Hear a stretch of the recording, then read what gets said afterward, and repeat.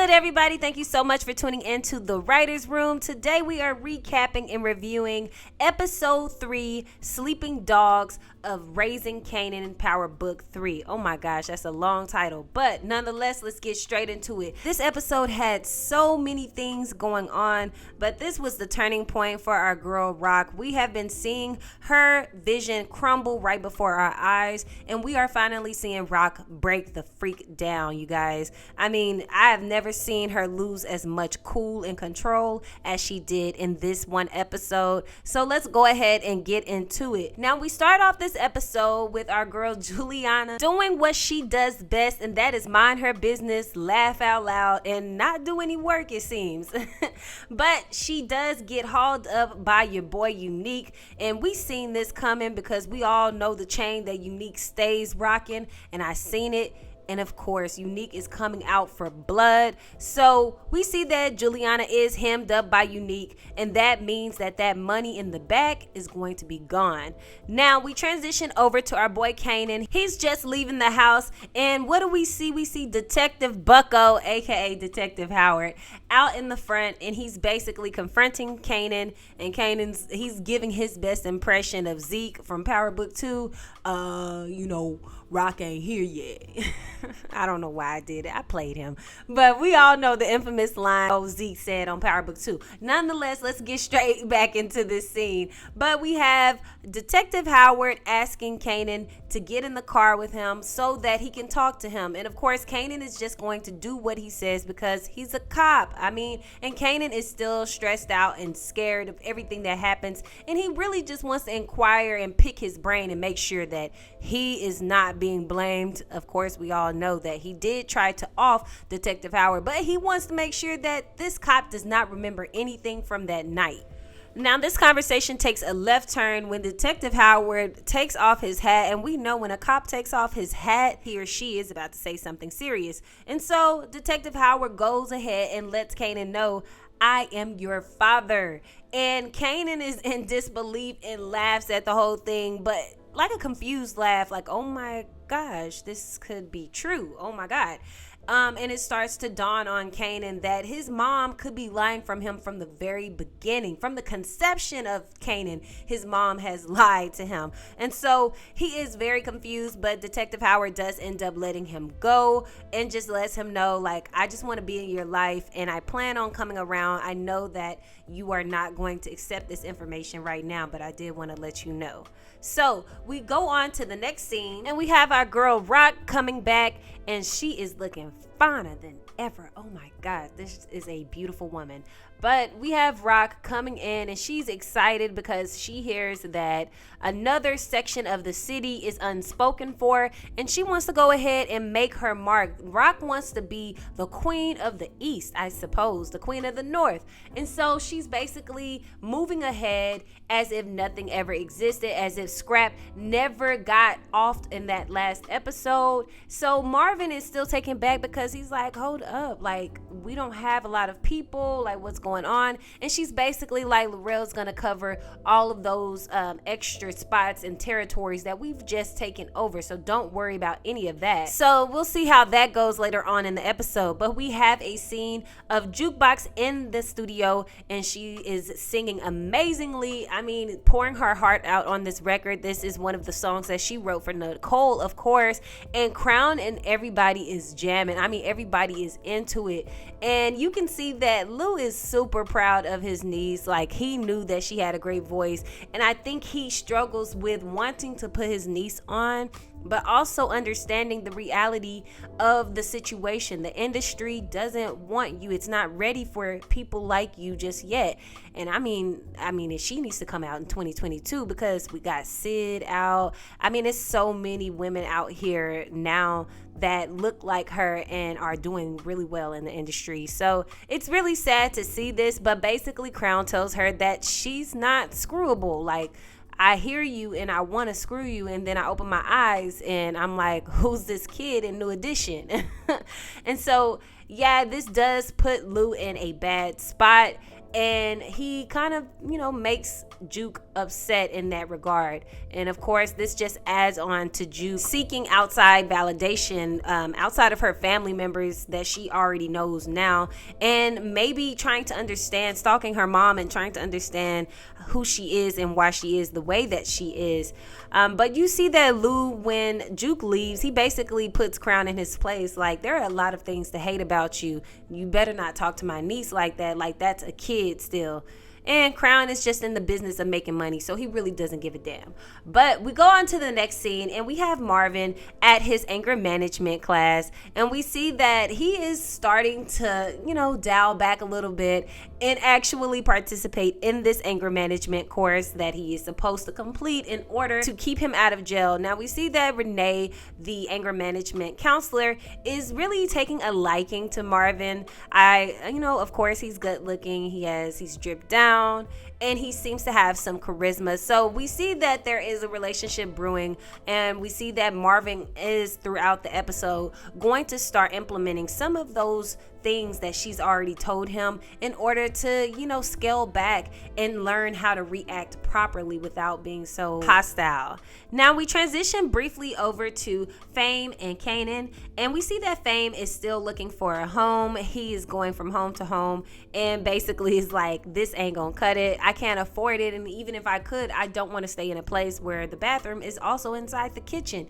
And so they're just going through that a little bit. But Fame does inform Kanan that Scrap took his life, and of course Kanan has no idea what happened, so he's very confused and more so wondering why Scrap would do something like that. It doesn't sound like him. Of course, he spent all that time in season 1 being under Scrap's wing, and even more so, why didn't his mom inform him about this? Because clearly this is neighborhood news. Now we briefly go into Rock going to Juliana's spot, and Juliana's spot is closed down. I mean, dark, empty. This is a bodega in the middle of the day. So Rock knows that something is up, and she looks behind the counter and sees that the money is still there. Her TV is on. Something is looking really fishy. So she's like, oh, hell no. I know this girl did not take my money. She goes in the back. All the money is gone. And so she knows either two people have done this. Juliana ran off on the plug with my money, or Unique is back.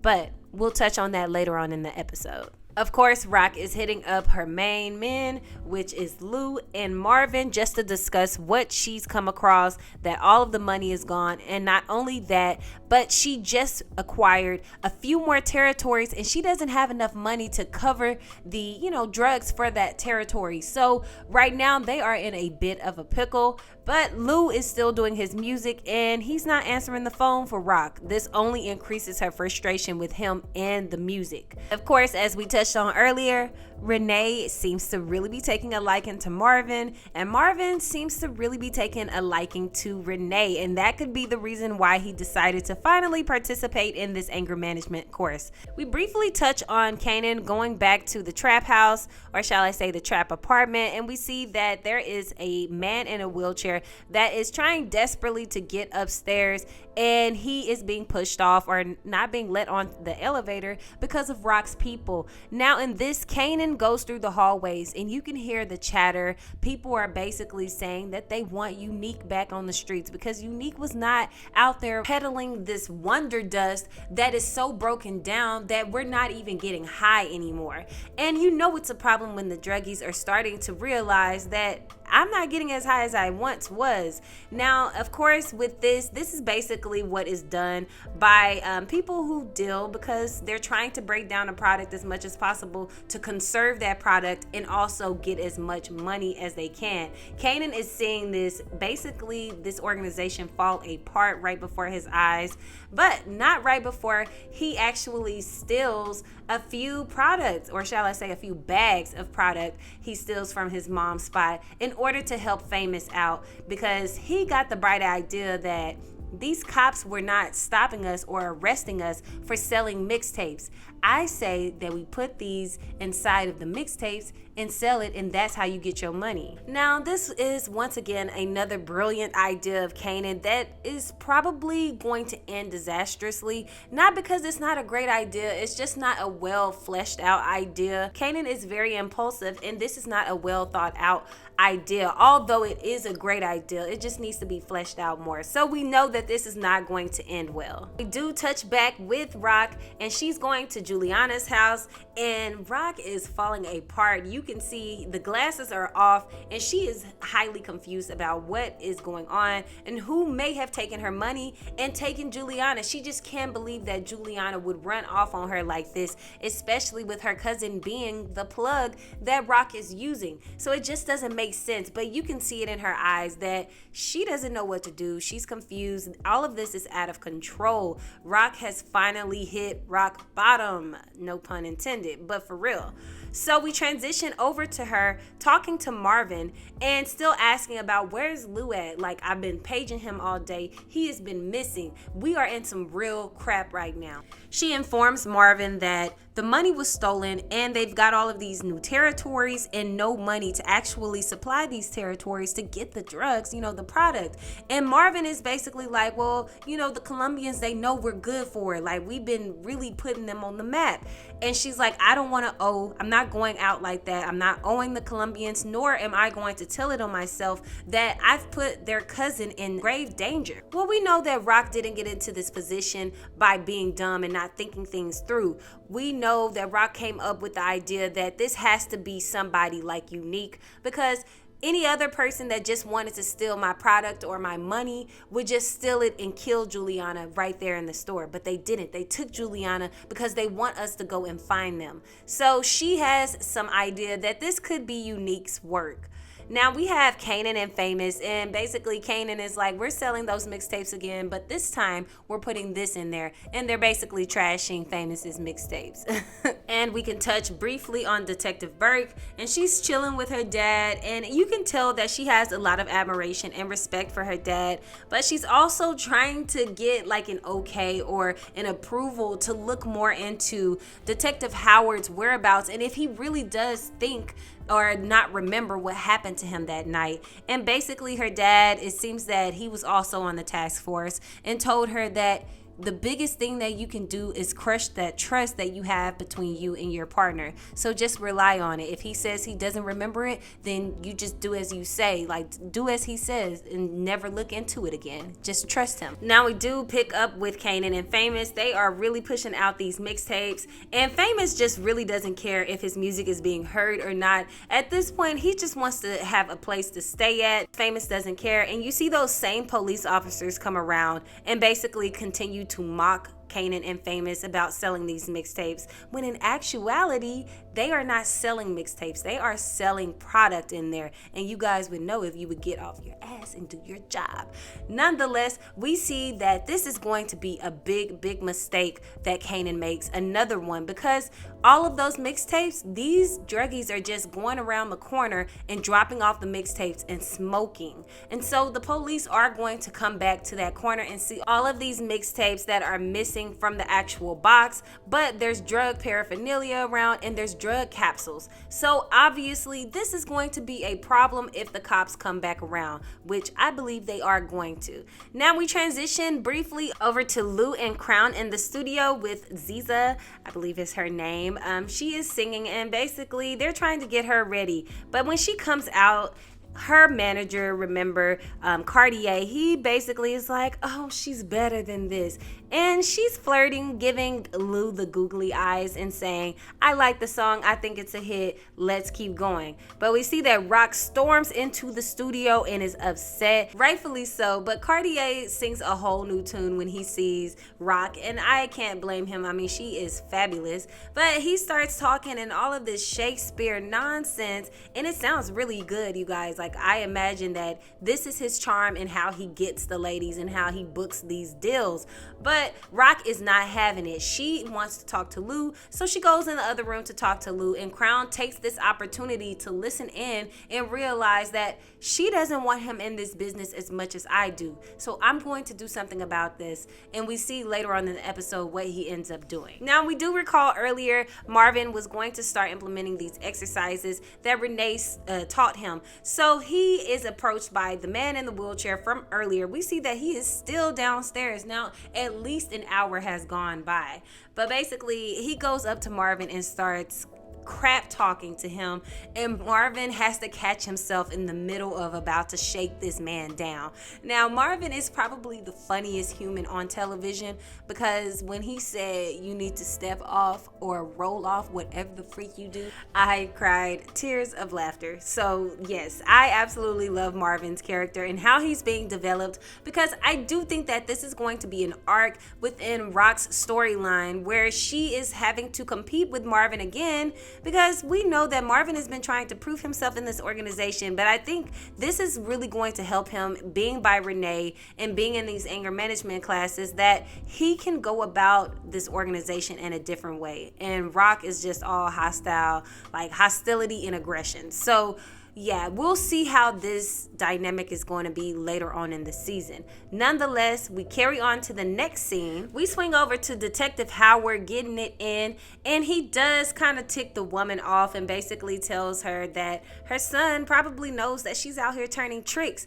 Now, this triggers her and lets her know, obviously, he's still thinking about his own son, and he's just talking and yabbing at the mouth. And she's basically like, at least my son knows that I would do anything for him. Like, I'm doing this for him and I would die for him. So this does reinvigorate Detective Howard to continue making these steps towards Kanan and just let him know that I remember everything, and I remember that you did try to take me out, but I'm not going to say anything because you are my son. So you'll see that this is him trying to get in with Kanan in a different way by letting him know he would do anything for his son, which is not a bad idea considering everything that has transpired in the last 3 months. Now we transition over to Rock going to see Laurel, and we see that Laurel has no idea what Unique has going on. He asked the streets already, and nobody is saying that this is Unique's doing. And basically Rock is like, well, I need you to step it up. You need to keep your ears to the street and treat this as if your life depends on it, because it does. So this is definitely getting serious for Laurel, because at this point he's useless in this organization, said Rock. Now we transition over to Kanan and Juke in the bedroom, and Kanan is letting Juke know what happened earlier with him and Detective Howard, and how Detective Howard actually said that he was Kanan's father and not DEFCON, which he was told by his mom this whole time that his dad was DEFCON. And he's starting to question his mom and question whether or not the detective is lying about this whole situation. Now when Rock comes in, Juke of course bounces, but Rock is like, don't worry about it, like he crazy. I mean, you can see it in her face. She's laughing like an unhinged person. Like, clearly she's lying, and clearly Kanan has had it up to here with Rock's manipulation and her lies. And honestly, this only confirms our guesses as the audience that this is the reason why Kanan was so protective over Tariq, because he felt really betrayed. When Tariq felt betrayed, he felt it all over again, thinking about his situation that he had with Rock. Nonetheless, you can see it in his eyes that he's over it, and he's going to start doing his own thing. This is the fallout not only of the organization itself, but this is the fallout of Rock and her son. We briefly touch back with Detective Burke, and of course, she is making her rounds at each person that contributed to her success and her wanting to go into the task force. And she's trying to get the approval and confirmation that what she's doing with investigating Detective Howard's case is the right thing to do. And it turns out that she not only met up with a friend or someone that worked in the task force with her at the same time as Detective Howard, but it is also a lover who she kept a secret. And something tells me that she's still keeping a secret of her being gay from her dad, but that's a whole nother conversation. But her partner does tell her that, look, you kept secrets, everybody keeps secrets, and that was the reason why we did not work out. So I think what you're doing is safe, and I think it's honorable, and that's what you should do if you feel like something's off. So she finally has her confirmation that I think she's been trying to fish around for this entire episode. Now we do transition briefly over to Lou and Marvin, and once Marvin gets in the car and Lou has on Juke's song that she just sang in the studio, Marvin is realizing that, man, I really messed things up with my daughter. Like, my anger, this only reminds him that he needs to work on his anger. The rest of this stuff is just background noise. So he does get out of the car before Lou can even go over what they're gonna do next. And he just says, look, I'll keep my eye out. Moving along, we have Rock talking on the phone, and of course she is still pacing back and forth trying to figure out who got her for her money. And we see that Fame and Kanan are outside talking, just saying that they finally have enough money for him to get out of the Y. And we see Crown coming over. Now this is strange because Crown does not associate with Rock at all, but of course from the argument earlier with Lou and Rock, he knows that there's opportunity for him to slide in this situation and get Lou out once and for all. So he basically just checks in on Fame and lets him know that, yo, I have somebody that I let use the studio for free, and I think he has a couple of buildings that you could possibly stay at for free. Of course, Famous is not understanding the for free because he keeps talking. Stop. Like, don't worry, I got you. And of course, he's looking out and keeping his word with Jessica, just looking out for Fame. But once Rock comes to the door, she's like, look, Lou ain't here. And he basically steps to her on some, I have an opportunity that would be good for the both of us. We both want Lou out of this music game. I don't want him hanging around the studio anymore. And I felt this. I knew this was going to come to this day, that Rock was going to betray her brother and probably pay off on this studio that Crown has, so that Crown no longer needs Lou in order to fund the studio. And of course, Rock is seriously considering this situation because she's doing what she feels she has to do in order to get Lou back in the game. So we're gonna see if she does decide to pay on the studio and kick Lou out of the whole shindig as a whole. Now this is interrupted by a phone call that she receives, and it's basically Laurel saying that I heard from Unique and he has your money, he has Juliana, and he wants to meet up with you. So when Rock and Marvin and Lou go to Laurel, they basically are like, we could be getting blindsided. So unfortunately, we have to treat you as you are the op. We have to treat you like you are the enemy. So you go into this place first because we don't know if you and Unique are working together. Now, Laurel does understand this. He got into this situation willingly, so he understands that Rock has to do what she has to do to protect herself and protect her crew. So once Marvin, Lou, and Rock walks in with Laurel and sees Unique holding Juliana at gunpoint as a hostage, we see that Unique is completely deranged. I mean, he's unhinged in this way. We've never seen him pretty much give up like this, and honestly, I don't believe that Unique is giving up, but he is letting Rock know that you won. You did what you had to do, and you are the last man standing. But I can't leave this city. This is my city.